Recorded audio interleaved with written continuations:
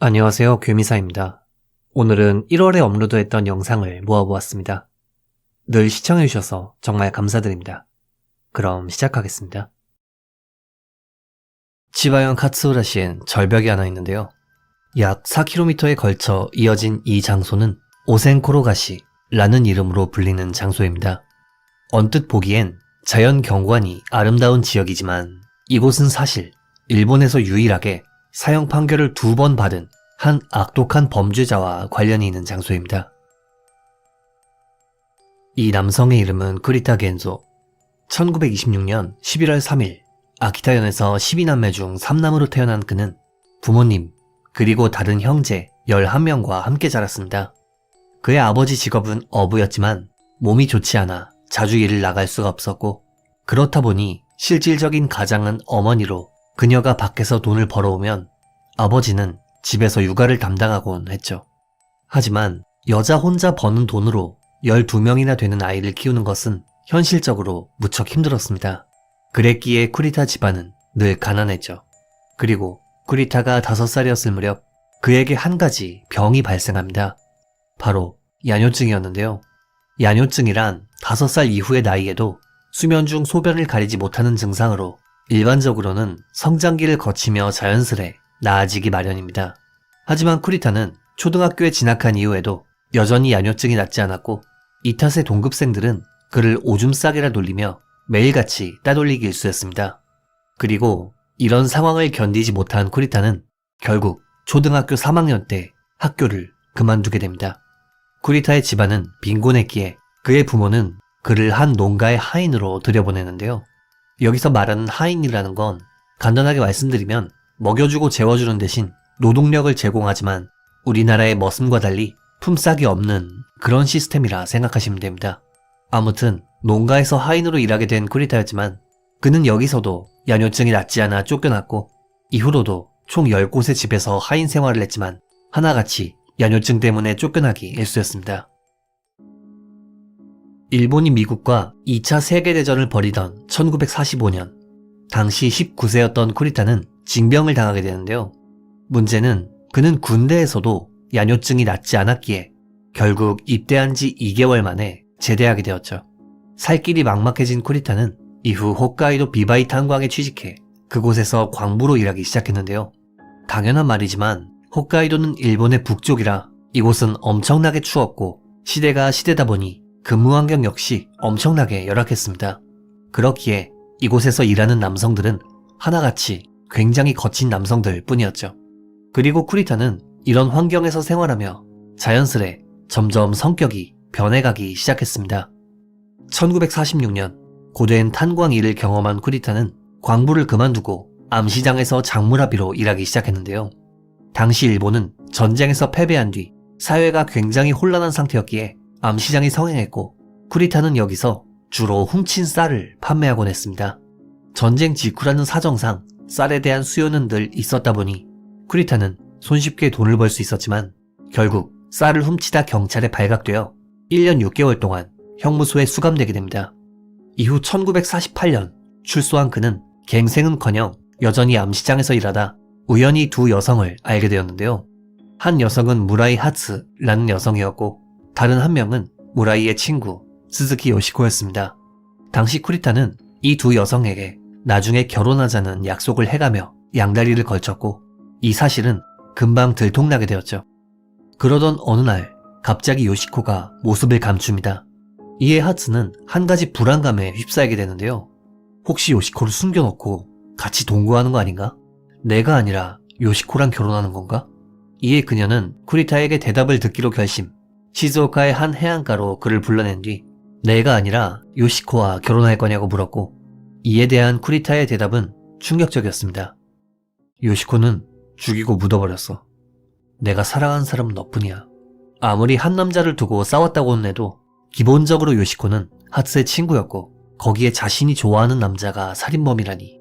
충격을 받은 하츠는 쿠리타에게 자수를 권유했지만 쿠리타는 전혀 다른 생각을 하고 있었습니다. 자수하기 싫은데 이대로 살려두면 신고하겠지? 그냥 죽여버려야겠다. 이후 쿠리타는 수건으로 하츠의 목을 졸라 살해한 뒤 성욕을 해소한 후 해안가의 구덩이에 묻어 유기했습니다. 참고로 모습을 감추었던 요시코는 실종 전 언제 자신과 결혼할 거냐며 쿠리타를 몰아붙이다 같은 방식으로 살해당해 해안가에 묻혀 있었죠. 두 여성을 살해한 쿠리타였지만 그의 범죄는 발각되지 않았고 이후 암시장에 대한 규제가 강력해지자 쿠리타는 암시장을 포기하고 다른 일을 찾게 됩니다. 바로 절도범이었죠. 그는 주로 일본 동북 지역에서 절도를 벌이는 것은 물론 1949년엔 술에 취한 상태로 살인미수 사건을 벌여 다시금 2년 동안 감옥에 갇히게 되는데요.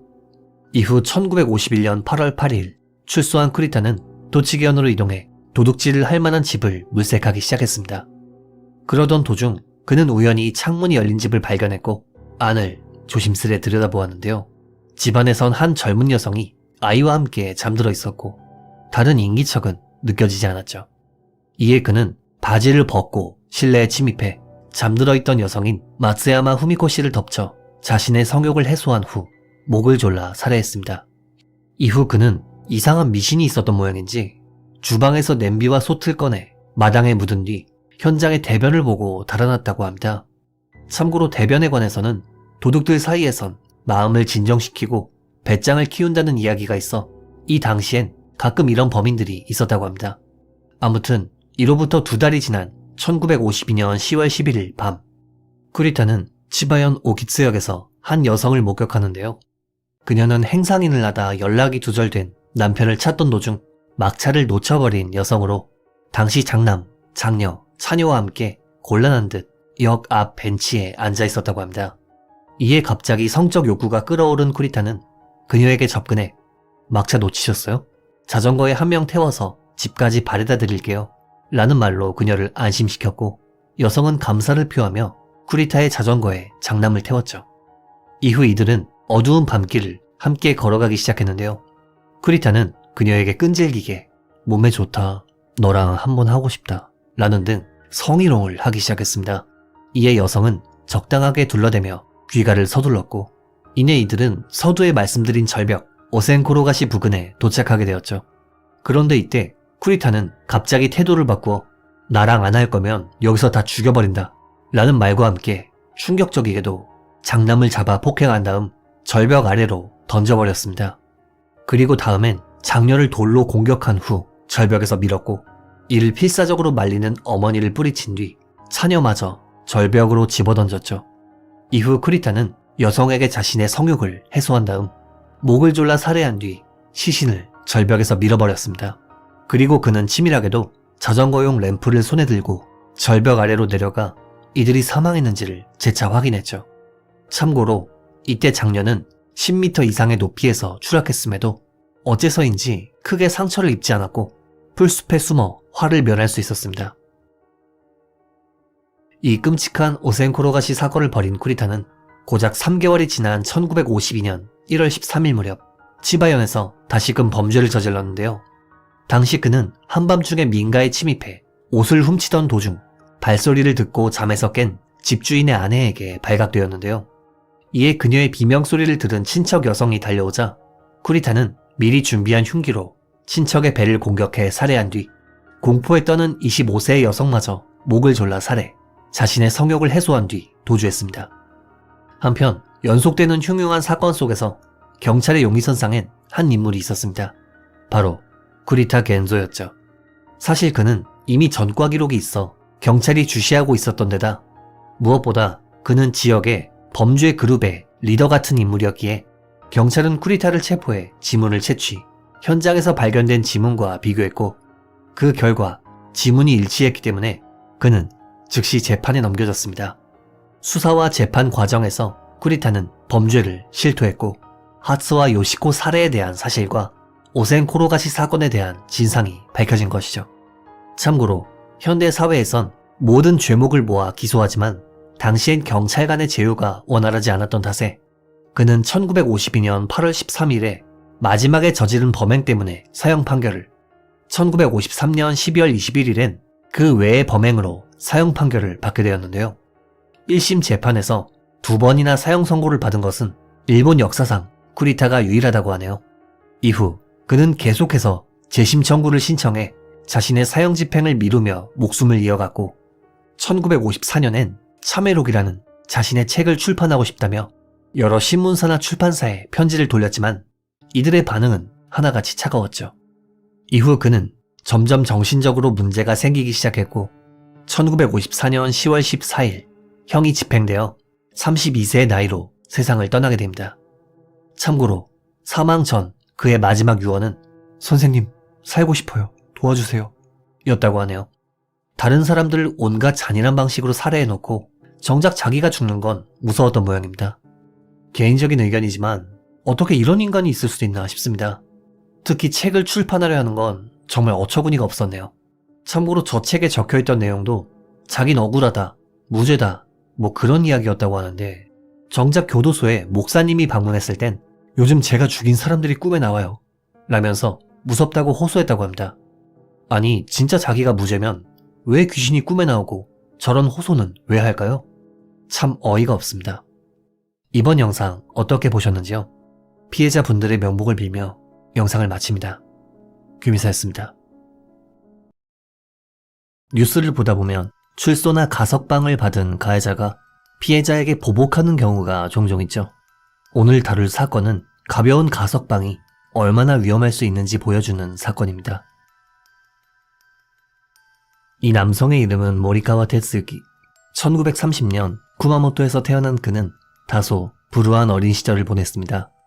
그가 2살 무렵 어부였던 그의 아버지는 다른 어부와 말싸움을 하던 도중 송곳에 찔려 사망했고 이후 그의 어머니는 자식들을 버리고 집을 나가 다른 남자와 재혼했죠.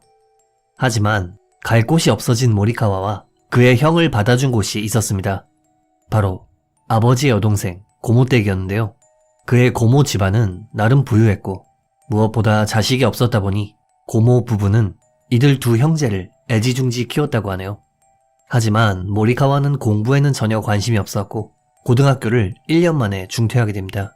학교를 그만둔 모리카와는 이후 1945년 15세의 나이에 폭행 사건을 일으켜 벌금형을 선고받았고 이후엔 상해 및 횡령 사건을 일으켜 징역 6개월의 실형을 살게 됩니다. 이렇게 그는 15세부터 반복적으로 범죄를 저질렀고 성인이 되자 고모 집에서 독립한 뒤 전국 각지에 공사 현장을 전전했지만 그의 폭력적인 성향은 전혀 고쳐지지 않았습니다. 결국 그는 27세가 될 때까지 총 7건의 범죄를 저지르며 범죄, 수감, 출소를 반복하며 살고 있었죠. 그러던 그가 27세가 되었을 무렵 그는 오카라는 친척의 권유로 맞선을 보게 되었고 1959년 맞선을 봤던 상대 Y씨와 결혼을 하게 되는데요. 모리카와는 결혼 초기엔 그다지 문제가 없었지만 딱 한 달이 지났을 무렵부터 본색을 드러내기 시작했습니다. 여기서부터 간략하게 그가 아내인 Y씨에게 한 행동을 설명드리면 먼저 모리카와는 일은 하지 않고 하루 종일 술만 마셨고 아내가 자고 있으면 물을 끼얹어 깨우는 것이 기본이었으며 배를 때리고 머리채를 잡고 끌고 다니는 모습을 동네 주민이 자주 목격했었습니다. 게다가 담뱃불을 아내의 몸에 비벼 끄는 버릇이 있어 Y씨의 몸은 늘 화상투성이었죠. 심지어 한 번은 아내에게 작두를 휘둘러 뼈가 보일 정도로 상처를 입힌 적도 있었고 충격적이게도 2살배기 아이를 안고 있던 아내를 한겨울 강에 집어던진 적도 있었습니다. 정말 인간 말종이죠. 결국 1962년 맞선을 소개해준 오카씨는 이들 부부와 Y씨의 어머니를 불러 이혼 이야기를 꺼내게 됩니다. 당시 Y씨는 남편이 일을 안 한다, 매일 술만 마시고 폭력을 행사한다 라며 울분을 토했고 그러자 이야기를 들은 모리카와는 "아 그래, 돈 좀 가져올게" 라는 말과 함께 갑자기 모임 장소를 뛰쳐나갔는데요. 하지만 아무리 기다려도 그는 돌아오지 않았습니다. 결국 Y씨와 Y씨의 어머니는 모리카와가 도망쳤구나 싶어 버스를 타고 돌아가기 위해 정류장으로 향했죠. 그런데 정류장에서 기다리고 있던 것은 버스가 아닌 흉기를 든 모리카와였습니다. 그는 식칼로 아내인 Y씨의 옆구리와 가슴을 찌른 뒤 곧바로 Y씨 어머니의 배와 가슴을 수회에 걸쳐 공격했죠. 당시 이 광경을 목격한 행인은 즉시 경찰에 신고했고 Y씨와 그녀의 어머니는 즉시 병원으로 이송되었는데요.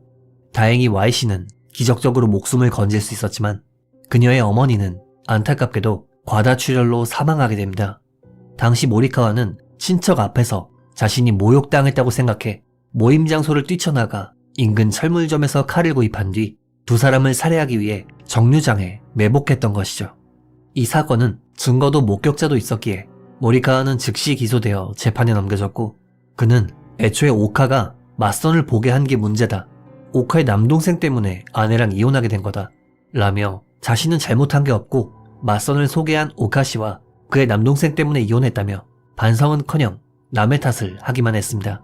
그리고 결국 모리카와는 무기징역 판결을 받게 되었죠. 이후 감옥에 수감된 모리카와는 다른 죄수와 비교했을 때 사정이 좀 나았습니다. 그도 그럴 것이 어린 시절부터 부모님 대신 자신을 키워준 고모가 자주 면회를 와주는 것은 물론 만약 모범수로 가석방을 받게 되면 살 집을 마련해주겠다 라는 말로 격려해주곤 했기 때문이죠. 그리고 시간은 흘러 1976년 12월 8일 사건으로부터 14년이 지난 시점에 모리카와는 기어코 가석방을 받게 됩니다. 참고로 이때 신원보증인은 모리카와를 키워준 고모였다고 하네요. 하지만 사람은 쉽게 변하지 않죠. 가석방을 받은 모리카와는 고모 집에 얹혀 살며 일은커녕 하루 종일 술만 마시기 일쑤였습니다. 그리고 이런 생활이 1년 정도 지나자 모리카와를 걱정하던 고모 부부는 그에게 슬슬 일을 하는 게 좋지 않겠냐 라는 말을 꺼냈지만, 모리카와는 부엌칼을 꺼내든 뒤 죽여버리겠다며 어린 시절부터 자신을 키워준 고모 부부를 공격하려 했던 것이죠. 이때 다행히 고모 부부는 도망쳐서 무사할 수 있었지만 진짜 참 나쁜 인간이구나 싶은 것이, 고모 내외는 자신을 어릴 때부터 키워줬던 데다 그가 Y씨와 결혼했을 땐 집을 사줬고 복역 중에 면회도 와주고 가석방 땐 신원 보증도 해줬는데 이런 사람을 죽이려 했던 것이죠. 이후 고모는 피해 사실을 즉시 경찰에 신고했고 모리카와의 가석방은 취소되어 그는 다시금 감옥에 갇히게 됩니다. 그리고 수감된 모리카와는 이런 생각을 하게 되죠. 난동 좀 부린 것 가지고 경찰에 신고를 해? 너는 내가 반드시 죽인다. 1984년 2월 1일 어느덧 54세가 된 모리카와는 두 번째 가석방을 받게 됩니다. 참고로 이때 고모 부부는 신원 보증을 거부했기에 후쿠오카의 한 자립지원시설이 모리카와의 보증인이 되었는데요. 그는 이 시설에서 생활하며 한 가지 계획을 세우기 시작합니다. 바로 자신을 괴롭게 한 인물들에 대한 복수였죠. 당시 그는 노트에 죽이고 싶은 순서를 적기 시작했습니다. 그는 날 버리고 젊은 남자랑 재혼했다 라는 이유로 살해 대상 1순위로 Y씨의 이름을 적었고, 두 번째는 맞선을 소개해준 친척인 오카씨와 그의 아내, 세 번째는 아내의 재혼을 소개해준 인물 A씨, 네 번째는 재판에서 자신에게 불리한 증언을 한 친척, 다섯 번째는 신원 보증을 거절한 고모 부부, 여섯 번째는 자신의 친형 등등. 그는 자신과 전혀 관련 없는 주변 인물들까지 전부 복수 노트에 이름을 적었고, 최종적으로 노트에 적힌 인물들은 30명 이상이나 되었다고 하네요. 참고로 이 노트엔 자신에게 무기징역 판결을 내린 재판관의 이름까지 적혀 있었습니다. 아무튼 모리카와는 어떤 순번으로 죽이는 게 가장 효율적일지 계산한 뒤 이를 실행에 옮기게 됩니다. 자립지원시설을 나온 그는 고향인 쿠마모토로 돌아간 뒤 자신의 형을 만나 이런 이야기를 합니다. 이제 진짜 마음 잡았어. 성실하게 일할게. 당시 모리카와의 형은 떨떠름했지만 그래도 자신의 친동생이었기에 마지못해 신원보증을 해주었다고 합니다. 이 형도 살인노트에 이름이 적혀 있었는데 말이죠. 아무튼 쿠마모토로 귀향한 모리카와는 매일같이 이혼한 아내 Y씨가 어디 사는지를 여기저기 캐묻고 다니기 시작했습니다. 하지만 Y씨는 모리카와를 두려워해 그 누구에게도 자신이 어디 사는지 알려주지 않았고, 모리카와는 허탕만 치기 일쑤였죠. 그리고 점점 시간이 지나며 모리카와는 시설에서 모은 돈을 유흥비로 허비하기 시작했고 경제적으로 궁지에 몰리게 됩니다. 그러자 그는 계획을 바꿔 이런 생각을 하게 됩니다. 이대로면 돈도 다 떨어지는데 어쩌지? 일단 어디 사는지 아는 인간부터 죽이고 돈을 훔치자. 훔친 돈으로 생활하면서 하나하나 죽여야겠다. 1985년 7월 22일 모리카와는 결혼 당시 맞선을 소개해준 친척 오카씨의 집으로 향했습니다. 당시 그의 품속엔 흉기로 사용할 날길이 20cm 정도의 부엌칼이 숨겨져 있었죠. 하지만 오카씨는 굉장히 사나운 개를 마당에 키우고 있었기에 개 짖는 소리에 겁을 먹은 모리카와는 범행을 포기합니다. 이후 누굴 죽이면 좋을지 고민하던 그는 아내의 재혼처를 알아봐준 여성 A씨를 타겟으로 잡고 1985년 7월 23일 A씨 집 근처 창고에서 술을 마시며 밤이 깊어지기를 기다렸습니다. 그리고 이윽고 새벽 2시 정도가 되자 모리카와는 몰래 창문으로 침입했는데요. 하지만 발소리를 들은 A씨가 잠에서 깨 그에게 누구세요? 라고 소리를 질렀고, 그러자 모리카와는 흉기를 들이대며 네가 재혼시킨 Y 지금 어디 사는지 말해. 말 안 하면 죽인다. 라고 협박을 하기 시작했습니다. 이에 A씨가 모른다고 대답하자 모리카와는 가차없이 흉기로 A씨의 가슴을 공격했습니다. 또한 당시 이 집엔 모리카와와 면식이 전혀 없던 A씨의 악녀 B씨도 있었는데 그는 B씨에게 어차피 너도 한패지? 라고 소리를 지르며 그녀의 가슴과 목을 공격해 살해했죠. 이후 모리카와는 전화선을 식칼로 자른 뒤 시신의 옷을 발가벗긴 다음 집안을 뒤지기 시작했습니다. 그리고는 집에서 현금 68만엔과 시계, 반지 등 값비싼 귀중품을 훔친 뒤 현장에서 달아났죠. 7월 24일 아침 8시 무렵 A씨의 회사 직원들이 그녀의 집을 방문했습니다. 작은 회사의 사장이었던 A씨는 평소 늦어도 7시 반이면 회사에 출근했었는데 이날은 아무런 연락도 받지 않았기 때문에 이를 이상하게 생각한 회사 직원들이 집에 방문했던 것이죠. 그리고 아침이었는데도 집에 불이 켜져 있는 것과 창문이 열려 있는 것을 이상하게 생각한 남자 직원은 조심스레 창문 안을 들여다보았고 실내의 끔찍한 광경을 목격, 즉시 경찰에 신고했습니다. 당시 이 사건은 전국적으로 보도되었고 용의자인 모리카와의 사진 역시 전국에 뿌려졌는데요. 한편 모리카와는 A씨 집에서 훔친 시계와 반지를 술집 마담에게 선물하는 등 훔친 돈으로 유흥을 즐기기 시작했고 식당에서 한 여성을 유혹해 택시를 타고 경마장으로 향해 그곳에서 함께 도박을 즐기는 등 훔친 돈으로 쾌락을 즐기고 있었습니다. 그런데 모리카와와 여성을 경마장에 데려다준 택시기사는 저 남자 어서 많이 본 얼굴인데? 라고 생각해 혹시나 하는 마음에 경찰에 신고를 했는데요. 신고를 받고 출동한 경찰 약 70명은 경마장 출입구에 인원을 배치한 뒤 내부의 인물들을 하나하나 수사했고 그 결과 사건의 범인인 모리카와를 체포할 수 있었습니다. 그는 조사 과정에서 다 죽일 생각이었다. 솔직히 이걸론 부족하다. 라는 발언을 하는 한편 왜 시신의 옷을 벗겼냐는 질문에는 발견됐을 때 망신을 주고 싶었다. 라는 답변을 했습니다. 이후 그는 재판에 넘겨졌고 재판에서 변호 측은 모리카와는 범행 당시 술에 취해 심신미약 상태였다. 우발적이고 충동적인 범행으로 계획성이 없다. 라는 말도 안 되는 주장을 펼쳤지만 재판장은 두 번째 가석방 기간에 2명의 목숨을 빼앗았다. 범행 직후에도 유흥이나 도박을 즐기는 것을 볼 때 반성의 태도는 전혀 보이지 않는다. 정상 참작의 여지가 없다. 라는 말과 함께 그에게 사형을 선고했습니다. 이후 모리카와는 남의 목숨은 쉽게 빼앗아 놓고 정작 자신의 목숨은 아까웠던 모양인지 곧바로 항소했습니다만 그의 항소는 기각되었습니다. 그러자 그는 대법원 상고 절차를 밟았고 이마저도 기각되어 그의 사형이 확정됩니다. 그리고 1999년 9월 10일 모리카와의 사형이 집행되어 그는 세상을 떠나게 되었죠. 가석방, 제도 자체를 없앨 순 없어도 적어도 범죄 피해자가 보복을 두려워해 불안에 떠는 일은 없어야 한다고 생각합니다. 이번 영상 어떻게 보셨는지요? 피해자분들의 명복을 빌며 영상을 마칩니다. 규미사였습니다. 이 여성의 이름은 이다 카즈요. 1964년 아이치현 나고야에서 태어난 그녀는 위로 언니가 한 명 있었고 다소 빈곤한 집안에서 성장했습니다. 그녀의 아버지는 수도를 수리하는 기술자였고 어머니는 굉장히 미인이었다고 하는데요. 하지만 이다의 어머니는 아름다운 외모와는 달리 상당히 신경질적인 성격이었고 딸에게 애정을 주기는커녕 걸핏하면 소리를 지르고 화를 내는 등 육아엔 전혀 관심이 없는 인물이었습니다. 반면 그녀의 아버지는 그녀를 무척 예뻐했지만 이다가 아직 어렸을 무렵에 결국 아내의 신경질적인 성격을 견디지 못하고 이혼한 뒤 집을 나가버렸다고 하네요. 그리고 이 이혼을 계기로 어머니의 성격은 더욱 신경질적으로 변하게 됩니다. 그녀는 자신의 기분이 좋지 않다는 이유로 다른 사람 앞에서 딸인 이다를 욕하는 것은 기본이었고 학교에 가기 싫다라고 말하는 딸에게 그래? 그럼 가지마 라고 대답하는 등 무관심한 태도로 일관했죠. 유년 시절 이런 환경에서 성장한 이다는 자신의 기분이 내킬 때만 학교에 가곤 했는데요.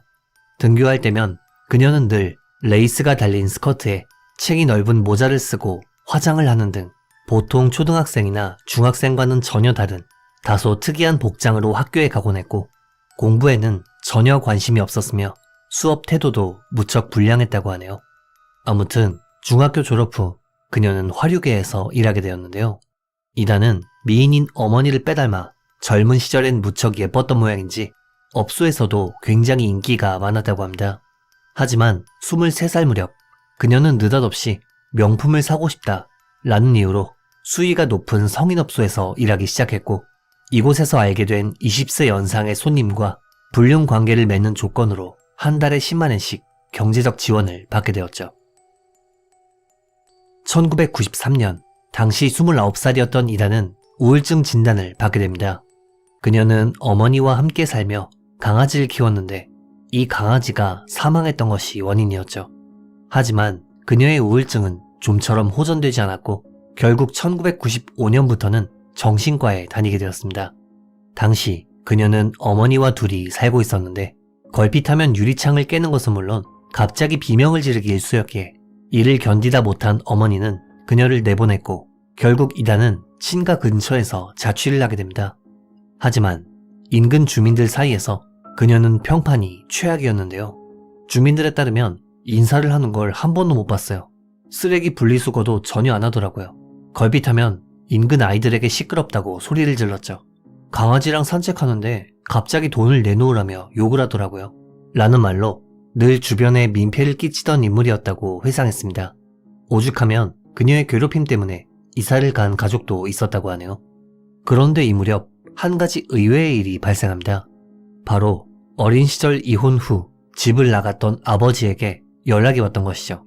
어처구니 없게도 수도 수리공이었던 아버지는 이혼 후 기후현으로 이사를 간 뒤 점쟁이 일을 시작했는데요.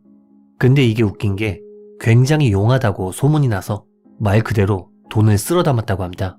이후 부자가 된 아버지는 자신이 예뻐했던 딸인 이다에게 그동안 못해준 부모 노릇을 하겠다 라며 매달 10만엔씩 돈을 보내주기 시작했던 것이죠.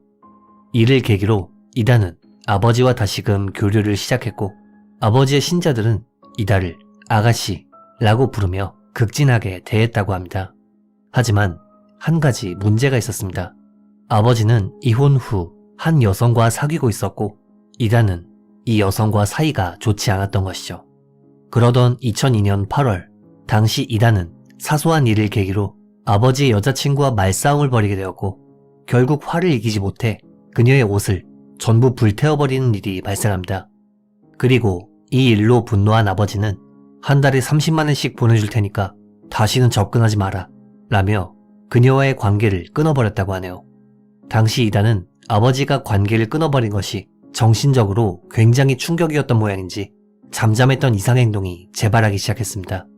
당시 그녀는 2000년대였음에도 80년대에나 유행하던 긴 갈색 머리, 두꺼운 화장, 빨간 립스틱, 하늘하늘하고 화려한 드레스를 입고 다녔으며 아버지에게 30만엔, 불륜남에게 10만엔씩 총 40만엔이라는 수입이 있었지만 값비싼 인형과 안티크 가구에 빠져 늘 생활비가 없어 돈에 쪼들리기 일쑤였죠. 경제난에 시달리던 그녀는 가게에서 물건을 훔치거나 훔친 물건을 재활용품점에 판매하는 식으로 생활을 이어갔고 점점 청소도 하지 않게 되어 그녀의 집은 고가의 물건과 쓰레기가 섞인 굉장히 이상한 공간이었다고 하네요. 이뿐만 아니라 그녀는 언니 부부의 집에 하루에도 몇 번씩이나 전화를 거는 등 폐를 끼쳤기에 언니 역시도 점점 여동생인 이다를 멀리하게 되었습니다. 당시 이다는 가족들이 자신과 거리를 두는 것과 아버지와 애인에게 지원받는 이 생활이 언제까지 이어질지 모른다 라며 미래에 대해 굉장히 불안감을 느끼기 시작했습니다. 그리고 그녀는 이를 해소하기 위해 한 가지 취미를 가지게 되었는데요. 바로 사람의 시신을 관찰하는 것이었습니다. 그녀는 시신이 찍힌 불법 비디오 테이프를 입수해 이를 반복적으로 시청하며 점점 사람을 찔러보고 싶다 라는 생각에 사로잡히게 되었죠. 당시 그녀는 우울증 때문에 여전히 정신과에 다녔고 실제로 가족들도 입원을 검토하고 있었지만 하필 이때 사건이 발생합니다.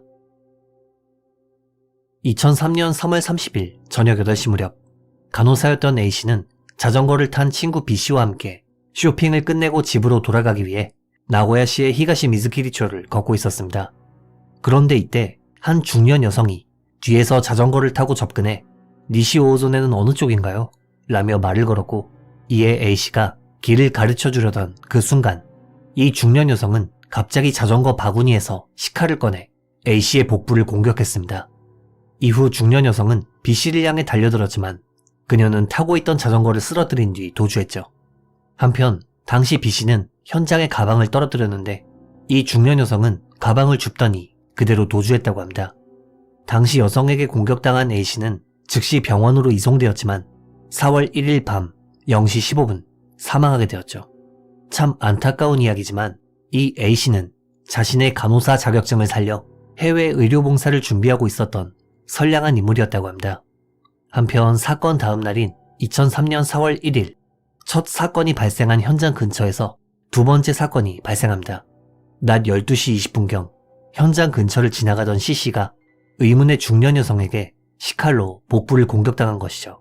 C씨는 다행히 현장에서 도망쳐 목숨을 건질 수 있었지만 범인은 그녀가 가지고 있었던 샤넬 가방과 현금 4만 엔을 강탈해 도주했다고 하는데요. 경찰은 피해자 B, C씨에게 범인의 인상착의를 물었고 이들은 하나같이 빨간 자전거를 타고 있었다. 하늘하늘한 빨간 드레스를 입고 두꺼운 화장을 한 중년 여자였다. 라는 증언을 했습니다. 하지만 이 연속된 두 사건 이후로 추가적인 범행은 없었고 범인의 도주 경로나 정체를 알 수 없었기에 수사는 난항을 겪게 되었죠.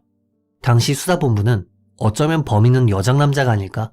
라는 추측을 하는 한편 B, C씨의 증언을 바탕으로 몽타주를 작성했지만 이렇다 할 진전은 없었습니다. 그렇게 5개월이라는 시간이 흘렀을 무렵 2003년 8월 28일 밤 3시 40분경 한 여성이 절도죄로 체포됩니다. 체포된 인물은 바로 이다 카즈요였습니다. 그녀는 한 민가에서 유리그릇 세트 두 상자를 훔치려다 주인에게 발각되어 경찰에 체포되었던 것인데요. 그런데 체포 당시 경찰은 그녀에게 수상함을 느꼈다고 합니다. 그도 그럴 것이 그녀는 두꺼운 화장은 물론 하얀 꽃무늬 드레스와 하이힐을 신고 있었다 보니 도둑의 복장이라고는 생각하기 어려웠던 것이죠. 이에 경찰은 혹시나 하는 마음에 그녀의 집을 수색했고 이 가택 수사 과정에서 C씨가 빼앗겼던 샤넬 가방과 A, C씨의 혈흔이 묻은 부엌칼이 발견되었습니다. 또한 경찰은 수사 도중 다소 섬뜩한 증언을 듣게 되는데요. 범행 발생 전인 27일 현장 근처의 한 공터에 온몸이 토막난 바비 인형이 30개 정도 버려져 있었고 배가 찢어진 인형, 피가 묻은 생리대, 하이힐, 썩은 음식 등 누군가가 대형 쓰레기 봉투 9개 분량의 쓰레기를 무단으로 투기했던 것이죠. 그리고 이 모든 것은 바로 이다의 소행이었습니다. 체포된 이다는 조사 과정에서 좌절감을 해소하기 위해 찔렀다. 어차피 찌를 거라면 고생 같은 걸 모르는 고상한 아가씨를 찌르고 싶었다. 행복한 사람을 불행의 밑바닥으로 떨어뜨리고 싶었다. 라며 범행 동기를 밝혔습니다. 그녀는 체포 이후 중학교 시절 남자친구에게 편지를 써 난 반성 같은 거 안 해. 너 나랑 결혼해. 라는 내용의 의문의 편지를 쓰는 것은 물론 재판 도중에 갑자기 자신의 변호사를 해임하는 등 이상한 행동을 일삼았습니다. 이런 행동에 이다는 정신감정을 받게 되었고 감정 결과 반사회성 인격장애가 있다.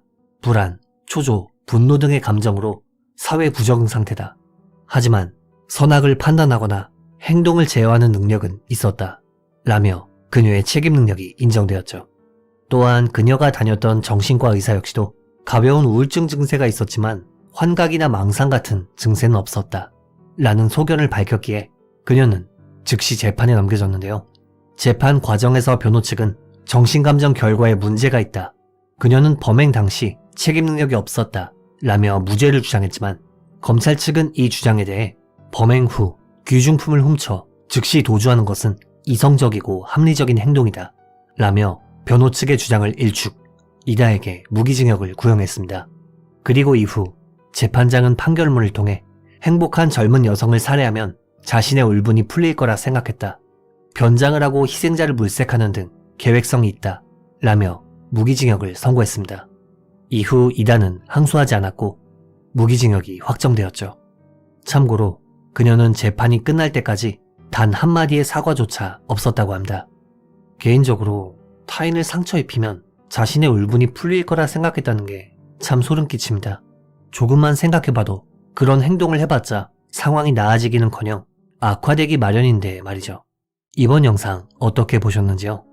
피해자분의 명복을 빌며 영상을 마칩니다. 규미사였습니다. 이 남성의 이름은 이마이 켄지.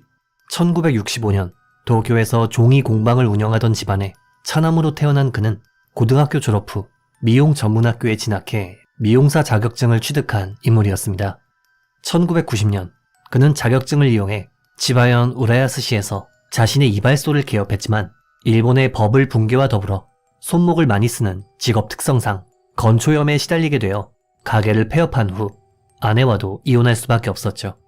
이후 그는 부동산 회사에서 근무하다가 1998년 커튼 판매 영업사원으로 이직하게 되었고 이 일이 굉장히 적성에 잘 맞았던 모양인지 굉장한 실적을 올려 점장 자리에 오르는 것은 물론 이 시점에 재혼한 아내와의 사이에서 아이도 2명이나 태어나는 등 행복한 삶을 보내고 있었습니다. 2004년까지는 말이죠. 당시 그는 한 달에 100만엔, 우리 돈 약 1000만원 이상을 벌어들일 정도로 업계에서 굉장히 잘 나가는 점장이었기에 은행에서 3억 원 정도의 대출을 받아 가와사키시에 가족과 함께 살 큰 집을 구입했고 벌이가 좋았기 때문에 상환도 걱정이 없었습니다. 하지만 집을 구입한 지 얼마 되지 않아 느닷없이 그의 아버지가 병으로 쓰러지는 일이 발생합니다. 그리고 이 일은 이마이에게 굉장히 충격이었던 모양인지 그의 상태는 점점 이상해지기 시작했습니다. 당시 이마이의 밑에서 일하던 직원은 이 시기를 떠올리며 2005년쯤부터 갑자기 이상해졌어요. 외근이나 회의를 핑계로 가게의 모습을 보이지 않았어요. 아버지 병문안을 간다고 결근하는 일도 엄청 많았죠. 라는 말을 남겼는데요. 결국 그는 2005년 3월부터는 가게 일을 내팽개치고 출근을 포기해 사장에게 주의를 받게 되었고 반년 후인 2005년 9월 이마이는 회사에 퇴직 신청을 함과 동시에 그동안 맡아온 점포도 포기하는 지경에 이르게 됩니다. 그리고 이 시점부터 그는 스스로 목숨을 끊겠다며 난동을 피우기 시작했기에 아내는 남편의 상태가 이상함을 눈치채고 그를 정신과에 데리고 갔는데요.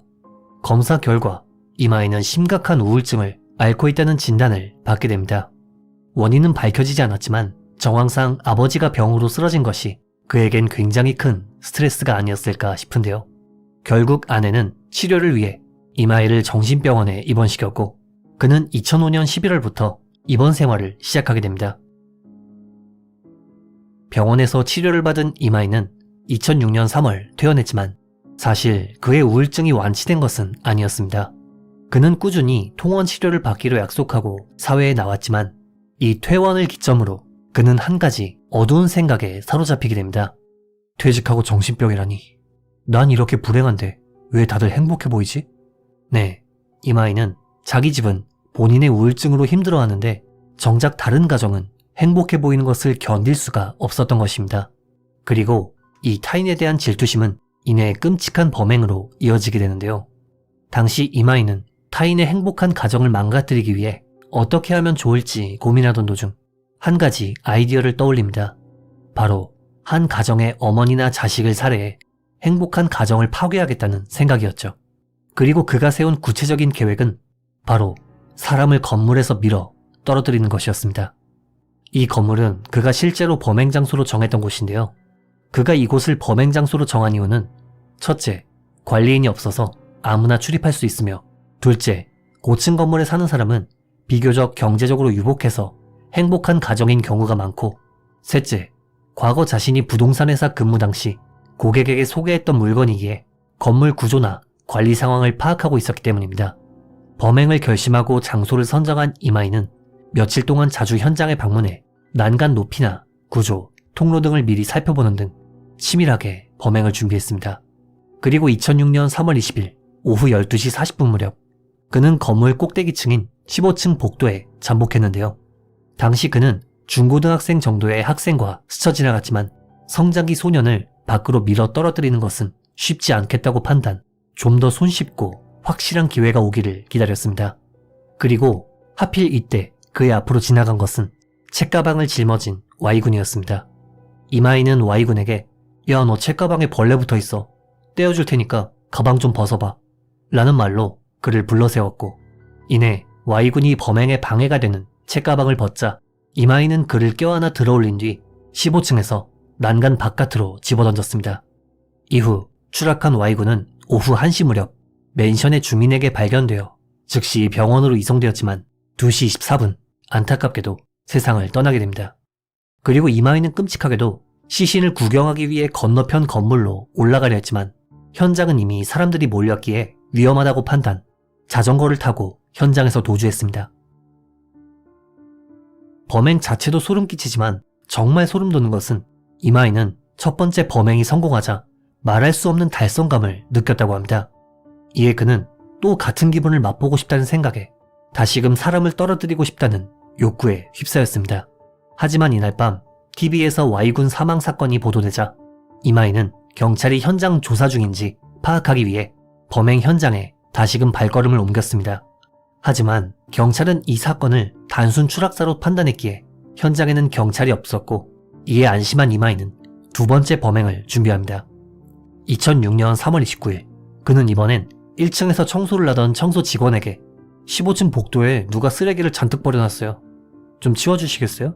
라는 말로 그녀를 15층으로 데려왔고, 첫 번째 범행과 마찬가지로 청소 직원의 겨드랑이와 무릎 뒤를 붙잡고 난간 밖으로 밀어 떨어뜨리려 했지만 이 청소 직원은 다행히도 순간적으로 난간을 붙잡고 버텼기에 추락을 면할 수 있었습니다. 이후 그녀가 살려달라며 소리를 지르자 당황한 이마이는 그대로 현장을 도주했죠. 한편 가까스로 화를 면한 청소 직원은 즉시 경찰에 신고했고, 이 신고로 인해 Y군의 추락이 사고가 아닌 누군가의 살인이라는 것을 알게 된 경찰은 건물의 CCTV 영상을 입수해 분석하기 시작했습니다. 그리고 두 번째 범행을 실패한 이마이는 이번에야말로 그 달성감을 다시 느끼고 싶다는 생각에 무려 같은 날 세 번째 범행을 시도했죠. 당시 그는 2차 범행 장소가 아닌 다른 건물의 12층의 잠복, 엘리베이터에서 내린 A군에게 진딧물이 붙어있어 떼어줄게 라는 말로 접근해 첫 번째 범행과 마찬가지로 A군을 안아든 뒤 난간 밖으로 집어던지려 했지만 A군이 소리를 지르며 필사적으로 저항한 덕에 결국 범행에 실패하고 도주할 수밖에 없었습니다. 한편 이마이는 첫 범행 당시 자전거로 도주했고, 이 자전거 주차장엔 도난 방지를 위한 CCTV가 설치되어 있었습니다. 3월 30일 경찰은 CCTV에 찍힌 용의자의 얼굴을 언론에 공개했고, 이마이의 얼굴은 삽시간에 전국으로 퍼져나가게 됩니다. 그리고 뉴스를 본 이마이는 더 이상 도망칠 수가 없겠구나. 이렇게 된 이상 자수라도 해서 형량이라도 줄이자 라는 생각으로 4월 1일 경찰서에 출두 자수합니다. 조사 과정에서 이마이는 범행 동기에 대해 회사 구조조정 때문에 힘들어서 그랬다 라는 변명을 했지만, 정작 경찰이 회사 측에 확인한 결과 이마이는 애초에 반년 동안 출근을 안 했다. 애초부터 해고할 생각도 없었는데 본인 의사로 퇴직했다 라는 대답이 돌아왔기에 결국 그의 변명은 거짓으로 밝혀집니다. 그리고 거짓말이 들통나자 이마이는 사람을 죽이고 싶어서 던졌다 라며 자신의 살인 및 살인미수 혐의를 인정했기에 그는 즉시 기소되어 재판에 넘겨집니다. 그리고 재판에서 피해자 Y군의 유족은 저건 인간이 아니다. 사람의 모습을 한 괴물이다. 15층에서 몇 번이고 밀어버리고 싶다. 범인에겐 사형 외의 선택지는 없다. 라며 엄벌을 요구했는데요. 검찰 측은 무저항인 피해자를 15층에서 떨어뜨린 것은 물론 이후에도 2명을 살해하려 한 전례가 없는 잔혹한 범행이다. 반성의 태도도 전혀 보이지 않는다. 세 번째 피해자는 물론 다수의 시민들에게 공포와 불안감을 주었다. 자수 역시도 체포되는 것이 시간 문제였기에 어쩔 수 없이 했을 뿐이다. 라는 말과 함께 무기징역을 구형했습니다. 반면 변호 측은 그에겐 정신질환이 있다. 범행 당시 심신상실 상태였다. 라며 무죄를 주장했는데요. 하지만 이마이의 정신감정 결과 그에겐 완전한 책임 능력이 있다는 결론이 내려졌고, 2009년 3월 5일 재판장은 검찰의 구형대로 무기징역을 선고했습니다. 이후 그가 항소했다는 이야기는 없는 것으로 보아 사실상 형이 확정된 것으로 파악됩니다. 개인적으로 고소공포증이 있어서 높은 곳을 싫어하는데 피해자가 얼마나 무섭고 고통스러웠을지 정말 상상조차 가지 않습니다. 그리고 두 번째, 세 번째 피해자들은 이 사건 이후 극도의 트라우마를 가지게 되었다고 하는데요. 정말 악질적인 범행인 것 같습니다. CCTV에 대해 부정적인 시선을 가진 사람들도 있지만 이런 사건들을 보면 명백한 순기능이 있다는 점은 결코 부정할 수 없는 것 같습니다. 이번 영상 어떻게 보셨는지요? 피해자분의 명복을 빌며 영상을 마칩니다. 귀미사였습니다. 스모, 일본의 국기이자 전통을 상징하는 스포츠죠. 하지만 전통의 그늘 속에 가려진 충격적인 사건이 있습니다. 한 젊은 스모 선수가 목숨을 잃은 그날, 대체 무슨 일이 있었던 걸까요? 이 남성의 이름은 사이토 타카시. 1989년 니이가타현에서 식당을 운영하던 부모님 밑에서 태어난 그는 어린 시절부터 스포츠를 무척 좋아하던 소년이었습니다. 그는 중학생 시절 당시 유행하던 격투기 대회인 K1의 열렬한 팬이었고 자연스럽게 무술과 격투기에 관심을 가지게 되어 유도부에 가입하는 것은 물론 졸업 문집의 장래 희망란에 복서가 되고 싶다 라고 적을 정도로 격투기를 좋아하던 소년이었습니다. 하지만 고등학교에 진학한 이후로부터 그는 여러 문제 행동을 일삼기 시작했는데요. 미성년자였음에도 담배를 피우는 것은 물론 동급생을 괴롭혀 정학을 받는 데다 최종적으로는 퇴학 처분까지 받게 되었죠. 퇴학 당시 사이토의 키는 182cm, 체중은 100kg에 육박했기에 또래의 평균 체중을 생각하면 상당히 거구였고 퇴학 후 방황하던 그에게 한 지인이 이런 이야기를 꺼냅니다. 너 스모 한번 해보는 게 어때? 사이토는 격투기 대회인 K1의 팬이었고 격투기 선수 중엔 스모 선수 출신도 많았다 보니 그는 이 제안을 받아들여 요코즈나가 설립한 명문 스모 도장인 토키츠 카즈베야에 입문하게 됩니다. 여기까지만 보면 불량 학생이 스모를 통해 성장하는 소년 만화 같은 시작이지만 현실은 그렇지 않았습니다. 여기서 잠깐 언급드리자면 스모 선수들은 시코나라고 해서 본명이 아닌 일종의 닉네임을 부여받는데요. 사이토 역시도 도장에 입문한 후 도키타이산 타카시라는 이름을 부여받고 본격적으로 스모 선수로 활약하게 됩니다. 도장에 입문한 그는 2007년 5월 통합 1승 3패의 저조한 성적을 보였지만 이후로는 명문 도장에서 하루하루 훈련을 거듭하기 시작했죠. 하지만 스모 도장은 서열관계, 우리가 흔히 말하는 똥군기가 무척 엄격했던 데다 훈련 역시도 육체적으로 굉장히 힘들었다 보니 사이토는 점점 도장 생활에 지쳐가기 시작했습니다. 또한 원래 불량 학생 출신이었던 터라 품행에 문제가 있어 도장 옥상에서 담배를 피우고 꽁초를 바깥으로 휙휙 던져 이웃 주민들이 따지러 오는 일도 있었다고 하네요. 이렇듯 그는 혹독한 훈련 외에도 여러 가지 일들로 인해 도장 선배들이나 관장에게 혼나기 일쑤였고 2007년 6월 25일 결국 도주를 결심합니다. 당시 토키츠카제 소속 스모 선수들은 7월에 열릴 스모 대회를 준비하기 위해 아이치현 이노야마시의 합숙소에서 훈련을 하고 있었는데요. 사이토는 이 합숙소에서 아버지에게 전화를 걸어 나 이제 스모 그만둘래. 집에 돌아가고 싶어. 라며 자신의 힘든 상황을 털어놓았고 이내 몰래 합숙소에서 도망쳤죠. 하지만 도장 선배들은 그가 도망쳤다는 것을 빠르게 눈치챘고 그를 수색하던 도중 합숙소 인근 편의점에 숨어있던 사이토를 발견하게 되었죠. 이런 경우 일반적인 상황이라면 잘 달래서 도장으로 데려오는 게 보통이지만 평소 사이토의 행실을 아니 꼽게 보던 선배들은 그를 근처 강변으로 끌고 간 뒤 폭행을 가하기 시작했습니다. 비록 격투기를 좋아하고 체격이 좋은 사이토였지만 오랜 기간 스모를 연마한 여러 스모 선수들 앞에선 무용지물일 수밖에 없었죠. 당시의 폭행은 무척 과격했던 모양인지 사이토는 온몸에 상처를 입은 채 선배들에 의해 다시금 합숙소로 끌려오게 됩니다. 선배들은 사이토를 합숙소로 끌고 간 뒤 그를 관장 앞에 무릎 꿇게 만들었는데요. 당시 관장인 야마모토 주이치는 사이토에게 설교를 늘어놓기 시작했지만 사실 구타로 인해 몸이 성하지 않았던 사이토는 무릎을 꿇은 상태가 고통스러웠던 모양인지 자세를 고쳐 앉았다고 합니다. 그리고 선배들은 이게 감히 건방지게 뭐하는 거야 라며 다시금 그를 끌어내 폭행을 가하기 시작했고 관장인 야마모토는 맥주를 마시며 이 구타 현장을 조용히 지켜보았다고 합니다. 무슨 조직폭력배도 아니고 참. 아무튼 한창 폭행이 가해지던 도중 이를 지켜보던 관장은 다 마신 맥주병을 손에 거꾸로 쥔 뒤 사이토의 이마를 향해 휘두르는 것은 물론 도장 선수들에게 야 너네도 해 라는 말을 남겼죠. 당시 사이토의 얼굴은 이미 피범벅이었음에도 도장 선배들은 이놈에게 기합 좀 넣어주겠습니다 라며 그를 10분 정도 폭행하는 것은 물론 그가 움직이지 않자 이번엔 그를 강제로 기둥에 묶어 걷어차거나 금속제 야구방망이를 휘두르는 등 일방적으로 폭행을 가했습니다. 당시 사이토는 정신 차리고 열심히 하겠습니다.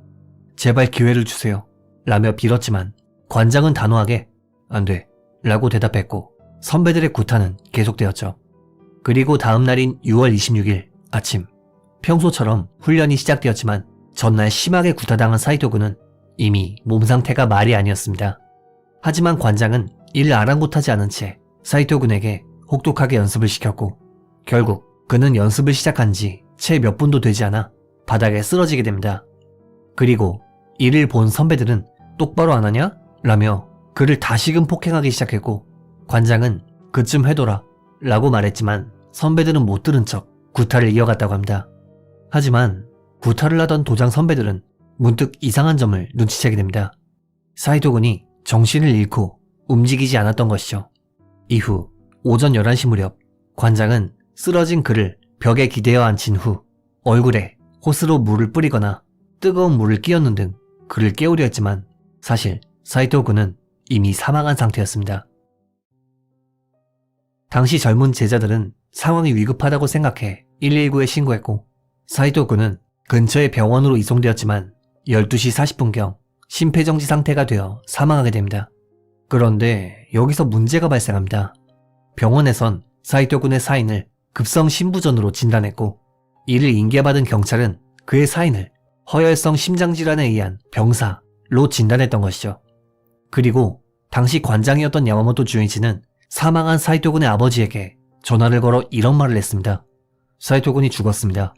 아드님이 평소부터를 피웠었고 사인은 급성 심부전입니다. 시신은 저희가 화장한 다음 니이가타로 보내겠습니다. 당시 전화를 받은 사이토군의 아버지는 이때를 회상하며 감정이 없는 것 같았고 믿을 수 없을 정도로 사무적이었다 라는 말을 남겼는데요. 하지만 아버지는 이때 본능적으로 뭔가 이상함을 느꼈기에 장례는 저희 쪽에서 치르겠습니다. 화장은 하지 마시고 시신을 저희 쪽으로 보내주세요 라며 관장의 제안을 거절했죠. 그리고 이날 밤 11시 무렵 사이토군의 시신은 고향인 니이가타현으로 돌아왔고 아버지가 아들의 시신을 확인하기 위해 덮인 천을 걷어낸 순간 그의 눈에 들어온 것은 심부전 때문이라고 하기엔 믿을 수 없는 상처들 뿐이었습니다. 당시 시신은 입술과 귀, 이마 등이 찢어져 있었으며 온몸은 멍투성이었죠. 이에 아들의 사인을 믿을 수 없었던 아버지는 아이치현 경찰에 전화를 걸어 사실관계를 확인했지만 아드님의 죽음은 사고사입니다. 사건성은 없습니다. 라는 기계적인 답변을 할 뿐이었죠. 결국 참다 못한 사이토군의 부모님은 관장을 불러 설명을 요구했지만 관장인 야마모토는 눈을 회피하며 연습하다 이렇게 됐습니다. 라고 얼버무렸다고 하는데요.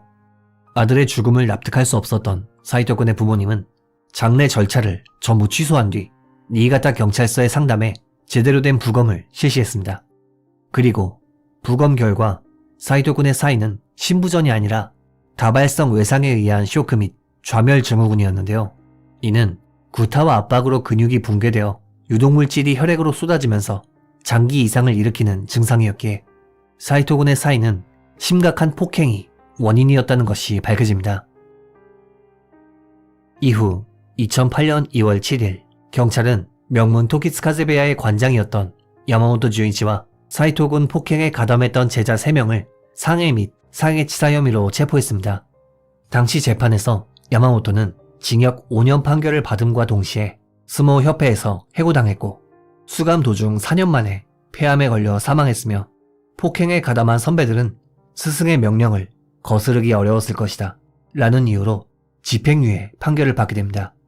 당시 기소된 3명의 선배 중 1명은 스모를 은퇴했고 다른 2명은 출장 정지 처분을 받게 되었는데요.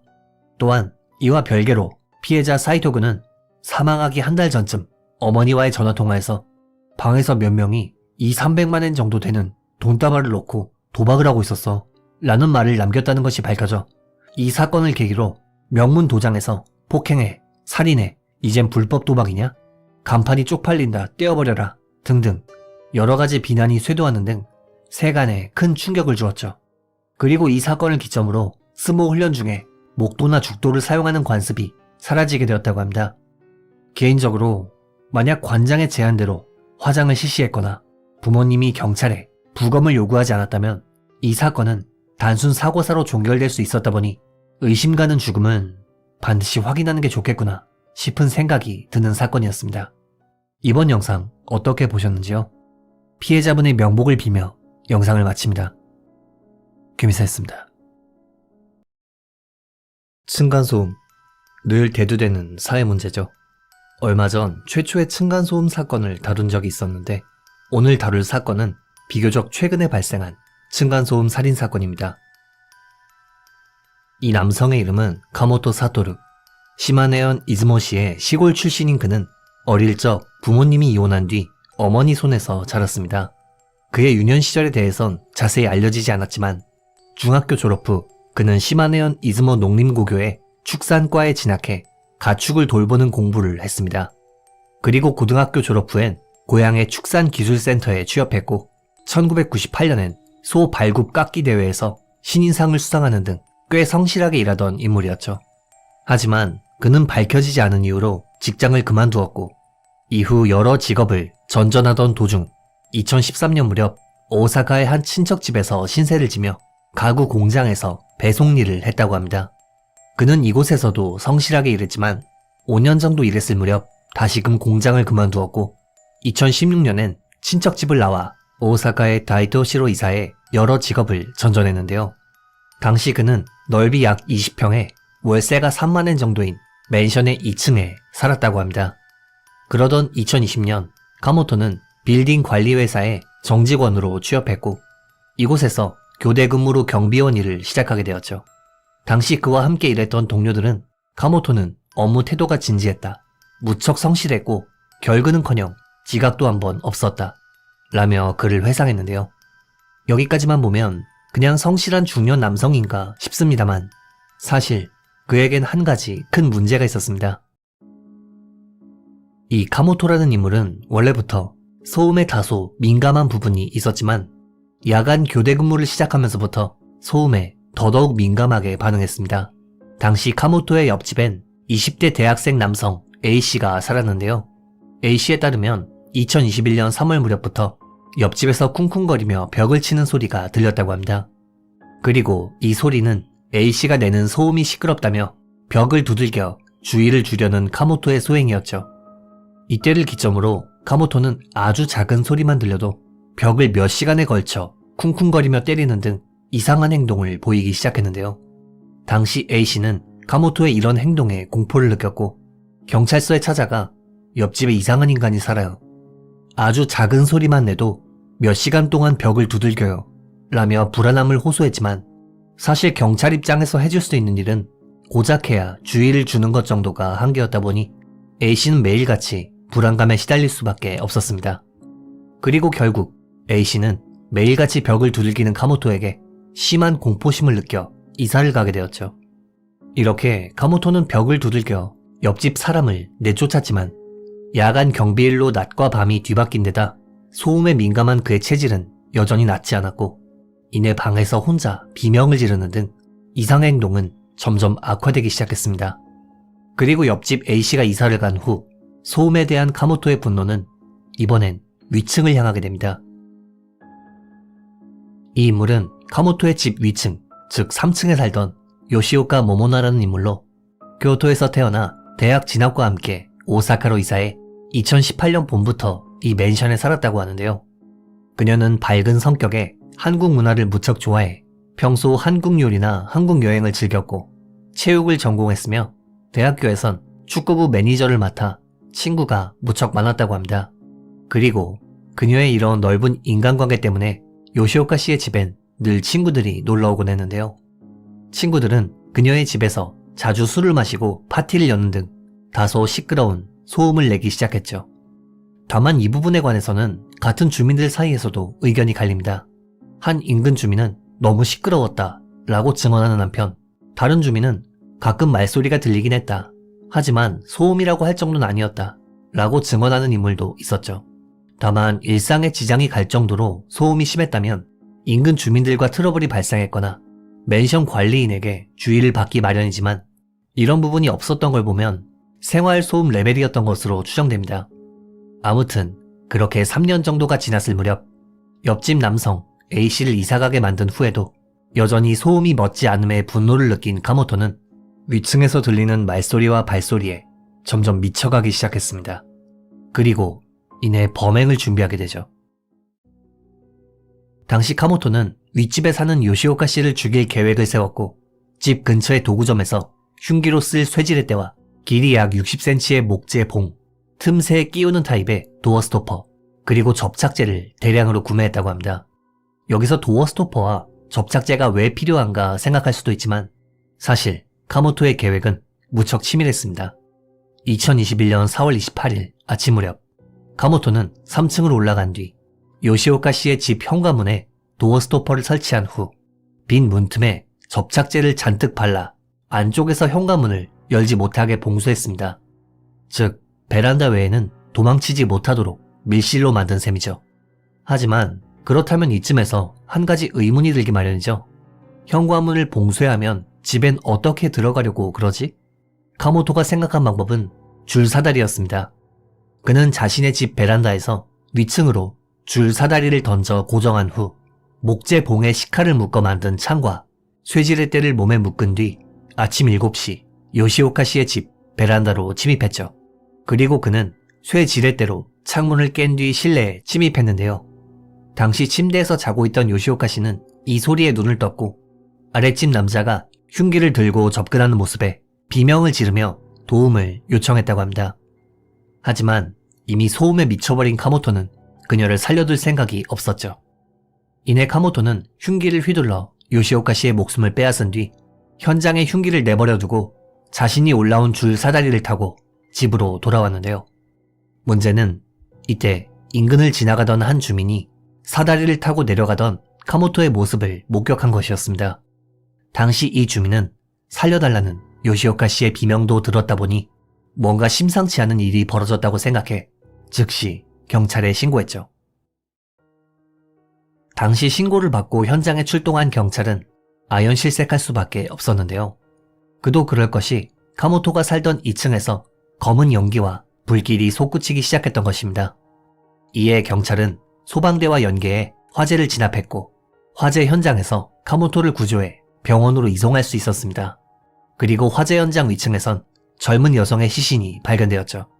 그나마 빠른 화재 진압 덕분에 추가적인 인명피해는 없었지만 병원으로 이송된 카모토는 급성 일산화탄소 중독으로 사망하게 됩니다. 경찰은 수사 과정에서 요시오카 씨의 시신을 부검했고 부검 결과 그녀의 사인은 신체 부위 120곳 이상을 흉기로 공격당해 생긴 과다출혈이었고 방에는 흉기로 추정되는 쇠지렛대와 창이 고스란히 남아있었다고 합니다. 그리고 이 흉기에선 카모토의 지문이 발견되었죠. 이뿐만 아니라 카모토의 휴대전화 검색 이력엔 줄 사다리, 등유 등의 키워드가 남아있었고 무엇보다 경찰이 카모토의 인간관계를 조사하자 그의 지인들은 카모토는 상태가 좀 이상했어요. 윗집 사람이 자기를 감시한다고 하질 않나 자기가 걸으면 윗집 사람도 똑같이 따라 걷는다는 말을 했어요. 라며 그의 정신 상태가 최근 불안했다는 증언을 했습니다. 이에 경찰은 소음으로 인해 정신이 불안해진 카모토가 윗집의 피해자를 살해한 후 스스로 목숨을 끊기 위해 자신의 집에 불을 지른 사건이라고 결론지었고 결국 이 사건은 사망으로 인한 불기소로 끝을 맞이하게 됩니다. 개인적으로 집 현관문을 열지 못하게 막아놓았던 점과 줄 사다리로 침입했다는 점이 정말 소름이 돋는 사건이었네요. 이번 영상 어떻게 보셨는지요? 피해자분의 명복을 빌며 영상을 마칩니다. 김이사였습니다. 일본에서 가장 인구가 적은 마을 야마나시현 하야카와죠. 자연으로 둘러싸인 이 조용한 마을에서 2021년 8월 31일 한 구의 시신이 발견되어 큰 소동이 일었는데요. 과연 이 시신은 누구이며 어쩌다 이런 외딴 마을에서 발견된 것일까요? 이 남성의 이름은 코모리 쇼헤. 미에현 요카이치시 출신인 그는 오형제 장남으로 다소 가난한 집안 출신이었습니다. 그가 어렸을 무렵부터 쇼헤이의 집안은 부부싸움이 끊이지 않았고, 그렇기에 쇼헤이는 부모의 사랑을 전혀 받지 못한 채 성장했죠. 가정 환경의 영향이었을까요? 쇼헤이는 초등학생 시절부터 바닥을 보며 혼자 중얼중얼거리는 버릇이 있었다고 합니다. 당시 이 모습을 본 한 동급생은 그가 친구들과 어울리고 싶은데 용기가 없어서 저러나 싶어 말을 걸었다고 하는데요. 어이없게도 쇼헤이는 동급생이 말을 걸자 시끄러, 닥쳐 라고 화를 냈다고 합니다. 또한 오렌지 주스를 잔뜩 마시고 토하는 등 누가 봐도 이상한 행동을 일삼았기에 초등학생 시절 그는 항상 외톨이였죠. 이후 중학교에 진학한 그는 이상 행동이 나아지기는커녕 더 심해졌습니다. 중학교 시절 그의 동급생은 당시를 회상하며 쇼헤이는 진짜 이상한 놈이었어요. 늘 난 폭탄을 만들 수 있으니까 사람을 쉽게 죽일 수 있어 라는 말을 입에 달고 살았죠. 는 증언을 했는데요. 이뿐만 아니라 여학생에게 커터칼을 들이미는 것은 물론 중학교 2학년 무렵엔 다른 여학생을 계단에서 밀어버리는 사건을 일으키기도 했죠.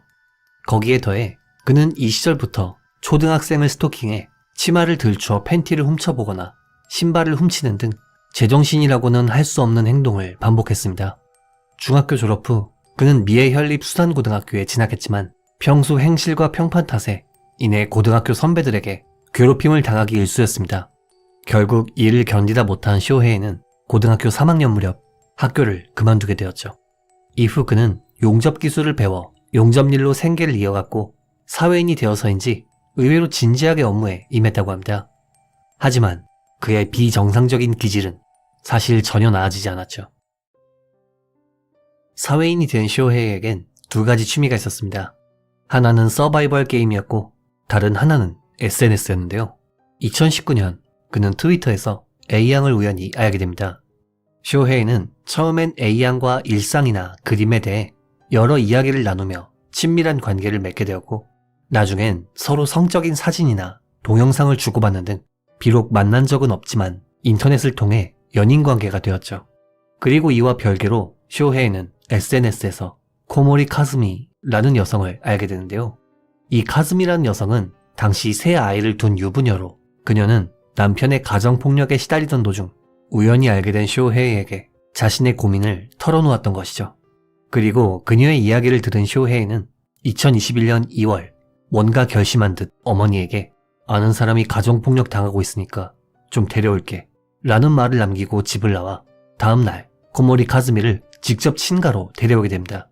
비록 가정폭력을 피해 신세를 지게 된 카즈미였지만 그녀는 가사일은 전혀 도와주지 않았고, 아직 중학생인 쇼헤이의 동생이 있는데도 속옷 차림으로 집안에서 생활하는 등 다소 이상한 행동을 했다고 하네요. 이후 카즈미는 남편과의 이혼 절차를 마쳤고 2021년 5월엔 쇼헤이와 혼인신고서를 제출하게 됩니다. 그리고 2달 후엔 앞으로 둘이 살아가겠습니다. 찾으면 용서하지 않을 겁니다. 라는 편지를 남기고 카즈미가 소유한 군마현의 집으로 이사해 함께 신혼생활을 보내게 되었죠. 참고로 이혼 당시 양육권은 카즈미에게 있었지만 그녀는 세 아이를 모두 친가에 맡겼고 육아에는 전혀 관심이 없었다고 합니다. 여기까지만 보면 좀 이상한 사람들이긴 하지만 충분히 현실에서 있을 법한 이야기죠. 하지만 이들의 만남과 결혼은 머지않아 끔찍한 범행으로 이어지게 됩니다. 한편 앞서 말씀드린 여고생 A양은 쇼헤이가 결혼했다는 소식을 듣고 그와 의도적으로 거리를 두기 시작했습니다. 애초에 유부남과 엮여 좋을 것이 없으니 이는 어찌 보면 현명한 판단이었죠. 하지만 쇼헤이는 카즈미와 결혼한 몸이었음에도 전화하자, 야한 사진 보내줘 라는 등의 메시지를 끊임없이 보내는 등 여전히 A양에게 집착했는데요. 결국 A양이 거리를 두고 거절의 의사표시를 하자 쇼헤이는 이런 생각을 하게 됩니다. 나는 A를 사랑하는데 왜 피하는 거지? 감히 나를 멀리해? 네, 쇼헤이는 자기는 다른 사람이랑 결혼해놓고서 정작 A양이 자신과 거리를 두는 것을 배신이라고 생각했던 것입니다.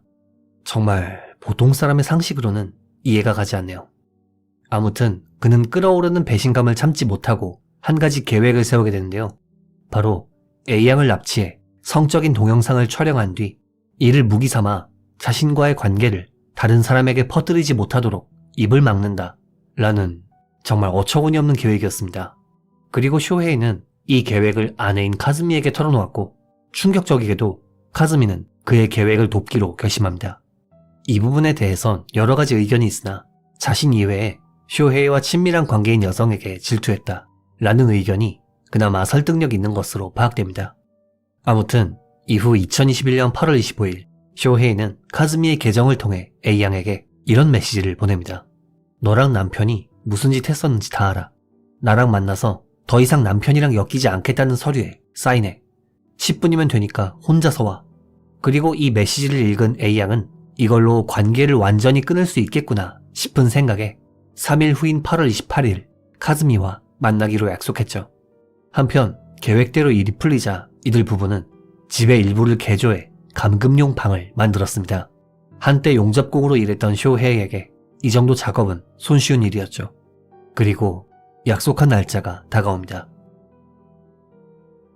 2021년 8월 28일 오후 4시 쇼헤이와 카즈미는 A양이 살던 도쿄 아다치구로 향해 만나기로 약속했던 주차장에서 A양을 기다렸습니다. 그리고 아무 의심 없이 현장에 도착한 A양이 자동차에 타자 미리 준비한 끈으로 손발을 묶어 그녀를 속박한 뒤 그녀를 납치해 자택으로 끌고 가 감금용 방에 집어넣었습니다. 이후 쇼헤이는 방에서 계획대로 일을 진행했고 촬영이 끝나자 그녀를 집 근처에 풀어주기로 마음먹었습니다. 한편 딸의 귀가가 너무도 늦는 것을 이상하게 생각한 A양의 부모님은 즉시 경찰에 신고 실종자 수색이 진행되었는데요. 2021년 8월 28일 밤 10시 무렵 이들 부부는 A양을 차에 태워 도쿄로 향했지만 쇼헤이는 이동 중 갑자기 이런 불안감에 휩싸였습니다. 이거 기껏 풀어줬는데 경찰에 신고하면 어쩌지? 안되겠다. 그냥 죽여버려야겠다. 결국 이들은 이동 도중 야마나시현의 하야카와초에서 한 폐가를 발견하게 되었고 깊은 밤 A양을 폐가 안으로 끌고 간 뒤 두 부부가 함께 목을 졸라 의식을 잃게 한 다음 흉기로 피해자를 수차례에 걸쳐 공격, 그녀를 살해했습니다.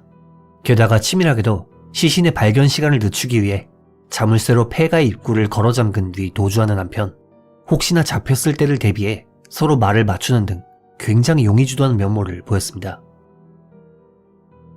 한편 A양의 실종을 수사하던 경찰은 인근 CCTV 영상을 분석하던 도중 한 가지 유력한 증거를 확보하게 됩니다. 바로 실종된 A양이 군마현 번호판의 차량에 탑승하는 영상이었죠.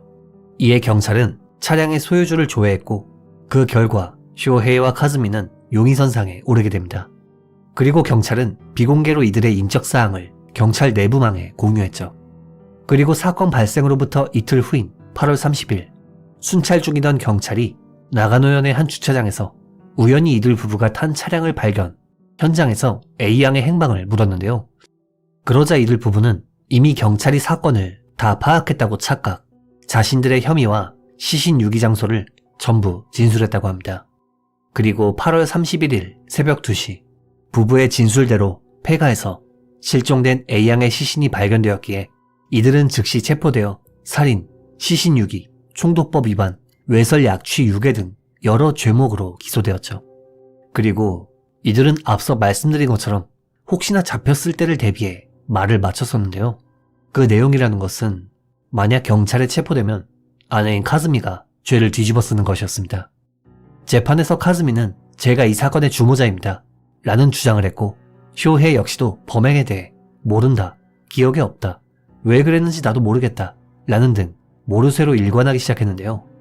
하지만 재판 과정에서 드러난 여러 증거들을 통해 주모자가 카즈미가 아닌 남편인 쇼헤이였다는 것이 밝혀졌고 재판에서 그녀에게 왜 이런 거짓말을 했는가 라고 묻자 그녀는 쇼헤이는 전 남편에게 가정폭력을 당한 나를 도와줬었다.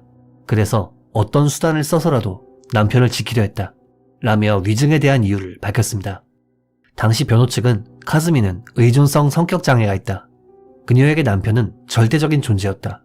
명령받으면 따를 수밖에 없는 상태였다. 심신미약 상태였다. 라며 감형이 필요하다는 주장을 했습니다.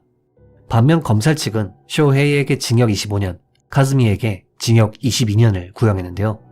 재판에는 피해자 A양의 부모님이 참석해 내 딸은 오랜 불임 치료 끝에 겨우겨우 손에 넣은 아이였습니다. 내 목숨보다 소중한 아이였어요. 보상 따위 필요 없습니다. 설령 두 사람이 사형을 받는다고 해도 절대 용서는 하지 않습니다. 라는 발언을 남겼습니다.